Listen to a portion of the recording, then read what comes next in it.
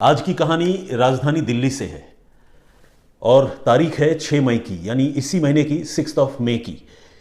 दिल्ली के विश्वास नगर इलाके से 6 मई की रात को तकरीबन 12 बजे एक पीसीआर कॉल की जाती है। यानी ये कॉल पुलिस कंट्रोल रूम को की गई थी। कॉलर ये बताता है कि विश्वास नगर के एक पर्टिकुलर लोकेशन पर झगड़ा हो गया है, चाकूबाजी हो गई है और एक लड़के को कई सारे चाकू मारे गए हैं, तो प्लीज़ आप जल्दी चले आइए। ऐसे ही कॉल पुलिस के पास आते हैं और झगड़ों की कॉल आमतौर पर मेट्रोपॉलिटन में बहुत ही मामूली बात है, लेकिन पुलिस हर कॉल अटेंड करती है क्योंकि कौन सा झगड़ा कितना खतरनाक मोड़ ले ले ये कोई नहीं जानता। तो खैर, दिल्ली पुलिस को जैसे ही कॉल मिलती है, पुलिस की एक टीम फौरन मौका वारदात के लिए रवाना होती है और वहां जाकर पुलिस देखती है कि वाकई एक लड़के को किसी ने बुरी तरह से चाकुओं से वार करके जख्मी कर दिया है। लड़के की पहचान जो है वो राहुल के तौर पर होती है। उम्र तकरीबन यही 30 से 35 साल के बीच की रही होगी।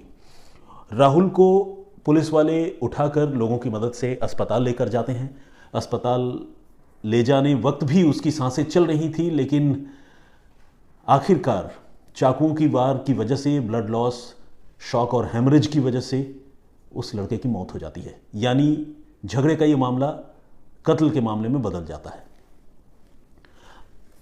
ऐसा तो झगड़े के मामले की भी पुलिस जांच करती है और खासकर तब जब चाकूबाजी जैसी गंभीर घटना हुई हो, लेकिन जब मामला कत्ल का हो जाए तो पुलिस जो है उसकी तफ्तीश की इंटेंसिटी और ज़्यादा बढ़ जाती है। पुलिस अब पता करने लगती है कि आखिर राहुल को चाकू किसने मारा, क्यों मारा।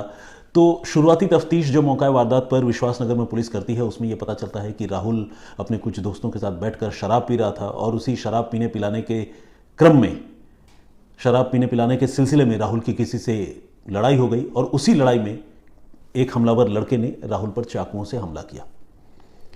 अब पुलिस ने उस लड़के की पहचान पता करने की कोशिश की और जल्द ही पुलिस ने उसको आइडेंटिफाई भी कर लिया। जिस लड़के पर राहुल पर घातक हमला करने का इल्जाम था उसका नाम था करण। करण भी उसी विश्वास नगर के इलाके में रहता था। पुलिस ने जांच आगे बढ़ाई और अपने मुखबिरों को, जो पुलिस के इन्फॉर्मर होते हैं, उन्हें अलर्ट कर दिया कि करण कहीं भी आसपास नजर आए तो ज़रूर हमें बताना, उसे इंटरसेप्ट करना है, पकड़ना है। ठीक इसी तरह से पुलिस ने उस इलाके में और आसपास के तमाम इलाकों के सीसीटीवी फुटेज चेक किए, जिससे करण का हुलिया पता चले, उसके वॉकिंग स्टाइल के बारे में पता चले, किधर से आया, किधर गया, ये व्हेयरअबाउट्स पता किए जा सकें।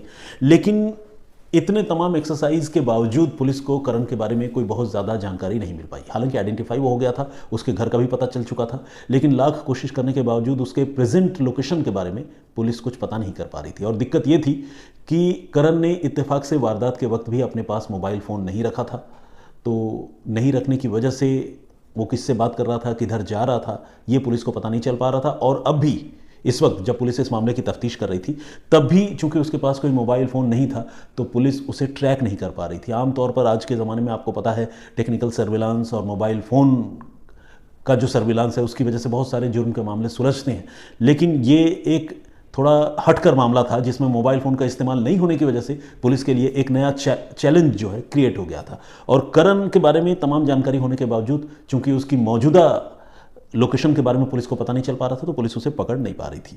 बहरहाल पुलिस करण के घर वालों से भी लगातार बात कर रही थी और पूछ रही थी, आपका बेटा कहाँ है, कहाँ हो सकता है। नाते रिश्तेदारों के पतों पर पुलिस ने अपनी अपनी टीमों को अलर्ट कर दिया था। कई बार होता है कि मुलजिम घटना को कहीं अंजाम दे और जाकर किसी दोस्त के पास, रिश्तेदार के पास छुप जाए। इस तरह के बहुत सारे मामले होते हैं, तो पुलिस ने हर जगह अपने मुखबिरों का जाल बिछा दिया था, लेकिन कोई कामयाबी नहीं मिल रही थी। इसी बीच 2 से 4 दिन गुजरने के बाद पुलिस को एक बहुत अहम जानकारी मिली। करण के घर वालों से ही पुलिस को यह पता चला कि करण ने एक रोज पहले अपने पिता को फ़ोन किया था और फ़ोन पर 2 मिनट तक बातचीत की थी। अब यह अपने आप में एक अजीब बात थी कि जिस आदमी के पास मोबाइल फ़ोन नहीं है, जो मोबाइल फ़ोन कैरी नहीं कर रहा है, वो अपने पिता को फ़ोन कर रहा है और ये जानकारी कहीं और से नहीं बल्कि घर वालों से ही पता चलती है। तो ये एक बात क्लियर हो जाती है कि करण हो सकता है या तो कोई सीक्रेट फ़ोन कैरी कर रहा हो या फिर उसने किसी का मोबाइल फ़ोन लेकर अपने घर वालों को फ़ोन किया हो। घर वालों से जब पूछताछ की जाती है तो घर वाले फिर से कहते हैं कि उन्हें इससे ज़्यादा कोई भी जानकारी नहीं है कि करण ने फ़ोन किया था और करण ने अपने पापा से 2 मिनट तक बात की थी।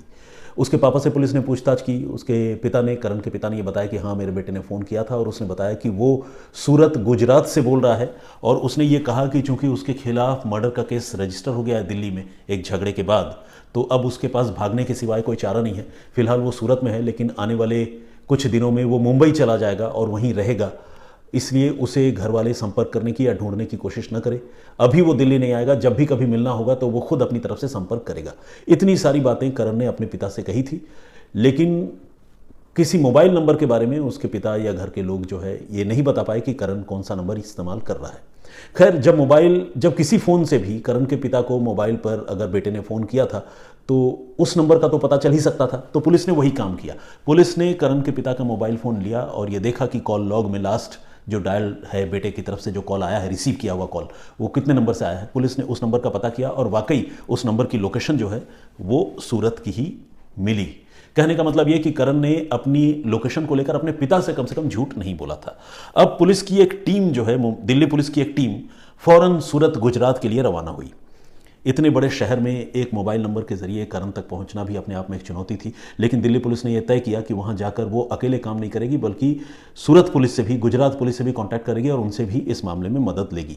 लोकल पुलिस का किसी भी ऑपरेशन में इन्वॉल्व हो जाना, आप समझ सकते हैं कि किसी भी इन्वेस्टिगेशन के ऑपरेशन को वो कितना एज दे सकता है, कितनी मदद मिलती होगी, क्योंकि लोकल लोग बहुत सारी चीज़ें जानते हैं, उनका अपना अलग नेटवर्क होता है। मतलब कोई भी लोकल सपोर्ट जो है किसी भी मामले में बहुत कारगर साबित होता है। तो खैर, दिल्ली पुलिस की टीम गुजरात पहुंची और गुजरात में पुलिस से वहां से कांटेक्ट किया। गुजरात पुलिस ने स्पेशली क्राइम ब्रांच की एक टीम को दिल्ली पुलिस की टीम के साथ लगा दिया और कहा कि अब आप इस मामले को फॉलो कीजिए। तो जो नंबर था, उस नंबर का लोकेशन दिल्ली पुलिस ने गुजरात पुलिस के साथ मिलकर निकाला और वो नंबर सूरत का ही था। फिर पुलिस फाइनली उस आदमी को इंटरसेप्ट करने में, उस आदमी को एप्रीहेंड करने में, पकड़ने में कामयाब हो गई। लेकिन उस आदमी से जब पूछताछ हुई तो वो आदमी करण से, उसकी हकीकत से और इस पूरे घटनाक्रम से बिल्कुल अनजान निकला। कहने का मतलब ये कि वो आदमी जिसके नंबर से करण ने अपने घर वालों को फ़ोन किया था, वो करण का कोई दोस्त, कोई शरण देने वाला आदमी या कोई लोकल सपोर्ट नहीं था, बल्कि एक रैंडम सिविलियन था जिससे करण ने किसी एक मोड़ पर उसका मोबाइल फ़ोन मांग कर फ़ोन किया था। उस आदमी ने पुलिस को बताया कि वो किसी करण को नहीं जानता है। हाँ, एक रोज़ पहले या 2 रोज़ पहले जब वो किसी पर्टिकुलर रास्ते से गुजर रहा था तो उस समय एक लड़के ने उससे मोबाइल फ़ोन 2 मिनट के लिए मांगा था, ये कहते हुए कि वो बहुत परेशान है और उसे इमरजेंसी में कॉल करनी है। तो उसने भलमनसाहत में या इंसानियत के नाते अपना मोबाइल फ़ोन उस लड़के को दे दिया था। इतनी बात उस आदमी ने करण के बारे में बताई। साथ ही उस आदमी ने यह भी बताया कि किस जगह पर खड़े होकर उस लड़के ने मोबाइल फ़ोन मांगकर बात की थी। अब पुलिस को उस पर्टिकुलर एरिया का, उस जगह का भी पता चल चुका था। नंबर का तो पता चल ही चुका था, उसके ओनर का पता चल चुका था, जिस जगह से कॉल की गई थी उसका भी पता चल गया। जब इतना सब कुछ पता चल गया तो पुलिस ने अब उस इलाके के आसपास, उस पर्टिकुलर रोड के, उसके आसपास की गलियों के और पूरे इलाके के जितने भी सीसीटीवी कैमरे हैं उसकी जांच करने का फैसला किया।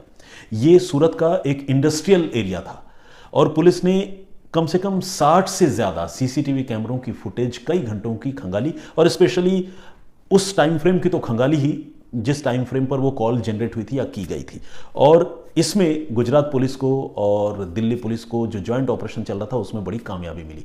पुलिस ने वाकई करण की तस्वीर देखी जो उस जगह की तरफ जाता हुआ और वहाँ से वापस आता हुआ दिख रहा था। कई कैमरों में उसकी तस्वीरें कैद हुई थी और जब पुलिस ने उसको फॉलो किया तो पुलिस ने देखा कि वो एक फैक्ट्री से बाहर निकला था और एक फैक्ट्री में ही वापस चला गया। पुलिस अब उस फैक्ट्री में पहुंची, करण के बारे में पूछताछ की और करण इत्तेफाक से वहां मिल गया। पुलिस ने फौरन उसको धर दबोचा। जब उससे पूछताछ हुई तो उसने कत्ल की बात कबूल कर ली और उसने कहा कि उसके पास चूंकि भागने का और बचने का कोई रास्ता नहीं था तो वो दिल्ली से सीधे गुजरात चला आया था सूरत, और यहाँ चूंकि एक इंडस्ट्रियल टाउन है तो उसको यहाँ इस फैक्ट्री में नौकरी भी मिल गई थी। अभी कुछ दिनों से वो यहाँ रहकर छुप कर काम कर रहा था और उसकी आगे की प्लानिंग मुंबई जाने की थी। लेकिन इससे पहले कि वो मुंबई जा पाता उसने किसी के मोबाइल फ़ोन से अपने पिता को फ़ोन करने का फ़ैसला किया और उसने ये सोचा था कि अगर मैं किसी से मोबाइल बोरो करके अपने घर वालों को फ़ोन करूंगा और ख़ुद मोबाइल फ़ोन का इस्तेमाल नहीं करूंगा तो मैं शायद कभी भी पकड़ा नहीं जाऊंगा, क्योंकि जब मेरे पास फ़ोन नंबर ही नहीं है तो पुलिस मुझे कैसे ट्रेस करेगी। तो खैर, उसका अपना दिमाग और उसकी अपनी अक्ल, पुलिस जो है वो जाहिर है बदमाशों से हमेशा इन्वेस्टिगेशन में, तफ्तीश में 2 कदम आगे होती है। तो यहाँ जिसे कहते हैं ना, हिंदी में कहावत है, तू डाल डाल तो मैं पात पात, तो पुलिस यहाँ पात पात चल रही थी और पुलिस ने फाइनली एक रैंडम फ़ोन कॉल, एक रैंडम मोबाइल नंबर, उसकी लोकेशन और लोकेशन के सहारे आखिरकार करण को गिरफ्तार कर लिया। अब पुलिस ने करण से पूछा कि भाई ऐसी क्या बात हो गई कि 6 मई को तुमने राहुल नाम के लड़के की यूं बुरी तरह से चाकुओं से गोद कर हत्या कर दी। तो करण ने इसकी वजह बताई। करण ने बताया कि उस रोज़ राहुल अपने भाई सूरज के साथ मिलकर विश्वास नगर के एक ठिकाने पर बैठकर शराब पी रहा था। और उसी मौके पर यह भी मौजूद था करण, जो कि उन दोनों को कॉमनली जानता था, आप उनको कॉमन फ्रेंड भी कह सकते हैं। और करण ने नशे में सूरज नाम के उस तीसरे लड़के से उसकी शराब की बोतल छीनने की कोशिश की ताकि वो ज़्यादा शराब पी सके, लेकिन सूरज जो है अपनी शराब की बोतल देना नहीं चाहता था। अब शराब की बोतल को लेकर सूरज और करण के बीच में पहले कहासुनी हुई, और चूंकि राहुल जो सूरज का कज़न था, भाई था, वो भी मौके पर मौजूद था, तो उसने इस झगड़े में इंटरफेयर की, और उसके बाद सूरज ने और राहुल ने मिलकर करण की अच्छी खासी पिटाई की। दोनों काफ़ी देर तक करण की ठुकाई पिटाई करते रहे, और करण को इससे चोटें तो लगी ही, लेकिन जितना चोट जिस्म में लगा उससे ज़्यादा चोट दिल को लगी, आत्मसम्मान को बड़ी ठेस पहुंची। उसको लगा कि यार दोनों भाइयों ने मिलकर दारू के पीछे, शराब के पीछे मेरी इतनी पिटाई कर दी और इसका तो मैं बदला लूँगा। उस वक्त जब शाम को ये मैनोशी का कार्यक्रम चल रहा था, पीने पिलाने का दौर चल रहा था, तब तो उस मारपीट के बाद तीनों लोग अलग अलग जगहों पर डिस्पर्स हो गए, चले गए, लेकिन करण जो है वो बदले की आग में जल रहा था। उसने पूरी तैयारी की, एक चाकू का इंतज़ाम किया, और रात को तकरीबन 11:30 बजे उसने फिर से लोकेट किया राहुल को, जिसने उसके साथ मारपीट की थी। राहुल से वो ज़्यादा चिढ़ा हुआ था क्योंकि राहुल ने उसे ज़्यादा पीटा था, ज़्यादा जलील किया था। इसके बाद उसने राहुल को, जैसे ही राहुल मिला रात को फिर से उसी लोकेशन पर, मौके पर, उसने ताबड़तोड़ चाकुओं से राहुल पर वार कर दिया, और जब वो बिल्कुल चाकुओं के वार से कोलैप्स होकर ज़मीन पर गिर गया, उसकी सांसें अटकने लगी, तब ये करण जो है मौके से भाग निकला। उसे नहीं पता था कि चाकुओं के इस वार से राहुल की मौत ही हो जाएगी, लेकिन बाद में उसे पता चला कि राहुल मर गया है, और इसके बाद वो डर गया, और उसी डर में उसने दिल्ली छोड़कर सीधे गुजरात की ट्रेन पकड़ ली। आमतौर पर हम ये मानते हैं, कई लोग हमें ये कहते भी हैं कि इन्वेस्टिगेशन की इस तरह की बारीक जानकारियाँ आप शेयर करते हैं और इससे गुनहगारों को भी मदद मिलती है। कई बार गुनहगार जो है वो ज़रूरत से ज़्यादा चालाकी भी दिखाते हैं। आमतौर पर आज की तारीख में हर आदमी के पास कम से कम एक मोबाइल फ़ोन तो होता ही है, बच्चों के पास भी होता है। बालिग की तो बात छोड़िए, ऐसा नहीं कह रहा हूँ कि सारे बच्चों के पास, लेकिन बहुत सारे बच्चों के पास भी फ़ोन होता है। कई लोग 2-2 फ़ोन लेकर चलते हैं। तो इस चीज़ के बारे में क्रिमिनल भी जानते हैं, और चूंकि एक ओपन वर्ल्ड है, इंटरनेट हर जगह है, मोबाइल हर जगह है, इन्फॉर्मेशन आप कोई छिपा नहीं सकते, कंसील नहीं कर सकते, तो क्रिमिनल्स को भी अच्छी तरह पता है कि मोबाइल फ़ोन के ज़रिए वो पकड़े जा सकते हैं। इसीलिए कई बार वो अपराध को अंजाम देने से पहले फ़ोन का इस्तेमाल नहीं करते, बाद में फ़ोन का इस्तेमाल नहीं करते, उससे काफ़ी पहले कर रहे होते हैं, और फिर कुछ महीनों बाद फिर से कर रहे होते हैं। और उनकी जो इस तरह की रहस्यमयी हरकतें हैं वो भी उनके गिरफ्तार कर लिए जाने की एक वजह बनती है, पकड़े जाने की एक वजह बनती है। तो ऐसा नहीं है कि कोई मोबाइल फ़ोन इस्तेमाल करेगा तभी पकड़ा जाएगा, कोई मोबाइल फ़ोन इस्तेमाल नहीं करेगा तो नहीं पकड़ा जाएगा, इस तरह की कोई बात नहीं है। किस सिचुएशन में वो पकड़ा जाएगा, कैसे में नहीं पकड़ा जाएगा, ये कह पाना बड़ा मुश्किल है, क्योंकि हर केस स्टडी अपने आप में यूनिक होती है। तो इसीलिए ये नहीं कह सकते कि मोबाइल फ़ोन का इस्तेमाल करना जो है किसी के पकड़े जाने की गारंटी है, और नहीं करना किसी के बचने की गारंटी है। इस मामले में मोबाइल फ़ोन का इस्तेमाल नहीं हुआ, लेकिन वो पकड़ा गया, और मोबाइल फ़ोन का इस्तेमाल नहीं करना ही इसके पकड़े जाने की वजह बनी, क्योंकि पुलिस को पता चला कि कम से कम टेक्निकल सर्विलांस के जरिए, मोबाइल फ़ोन के सर्विलांस के जरिए उस तक नहीं पहुंच सकते। अगर पहुंच सकते हैं तो मैनुअल पुलिसिंग के सहारे। इसलिए पुलिस वालों ने करण के घर वालों पर नज़र रखी और उनसे बात करते रहे कि आपके बेटे के लोकेशन के बारे में बताइए। बहरहाल आज के लिए इतना ही।